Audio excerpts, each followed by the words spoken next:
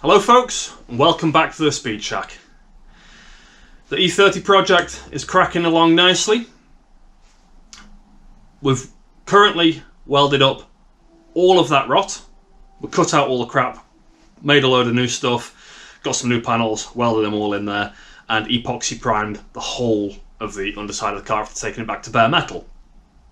And now comes the next stage of that, the underbody prep. The first part of this underbody prep, we are going to apply some seam sealer directly to all of the seams that join all of the panels together where they all overlap and stuff to stop any moisture ingress in between them.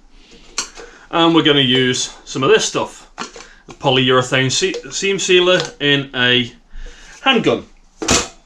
And that's going to be a delightful job in this cold.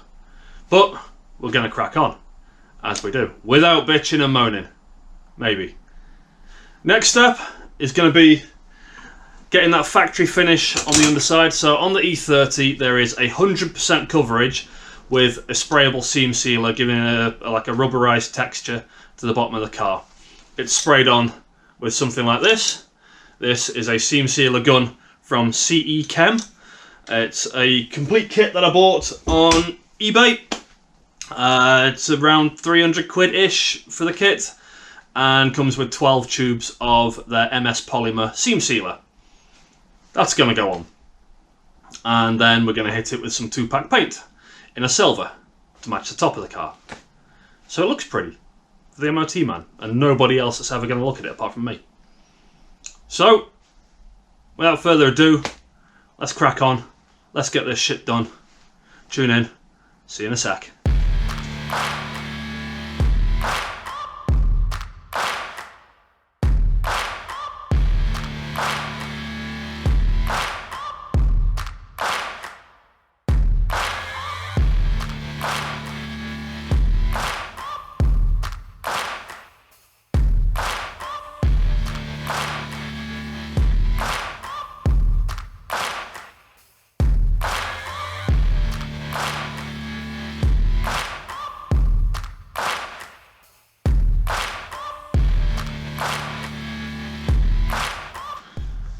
Now, as you can probably see, come down here, this stuff is stickier than a hooker with a 50% sail on.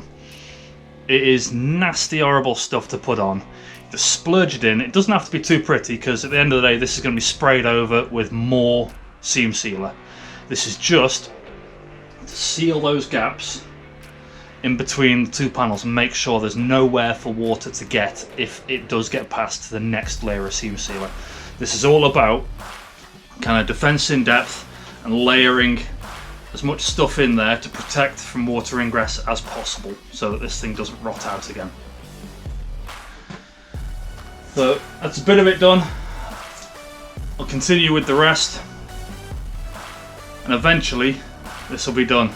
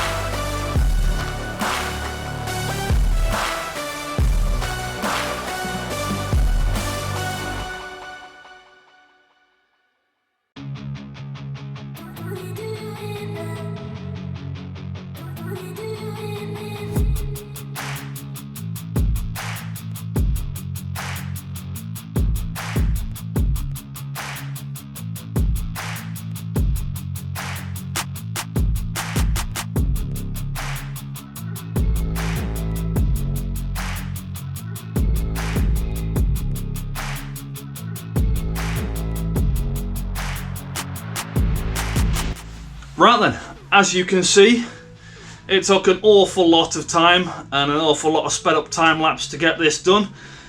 I was fingering the car for several hours. It was not as enjoyable as I'd imagined. Thank you very much to my mate Robin who came along to help. It was much appreciated.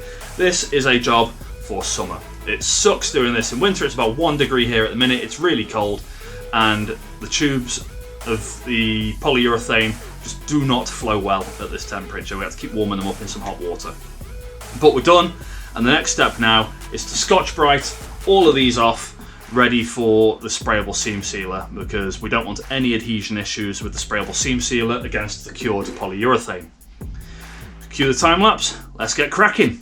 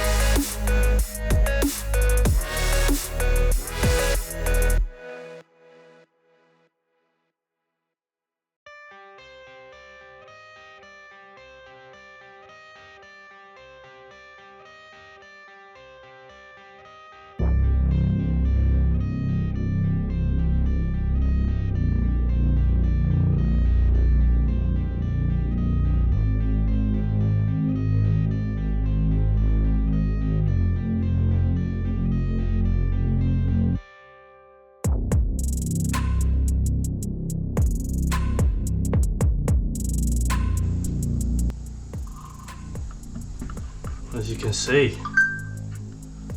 full coverage, absolutely everywhere.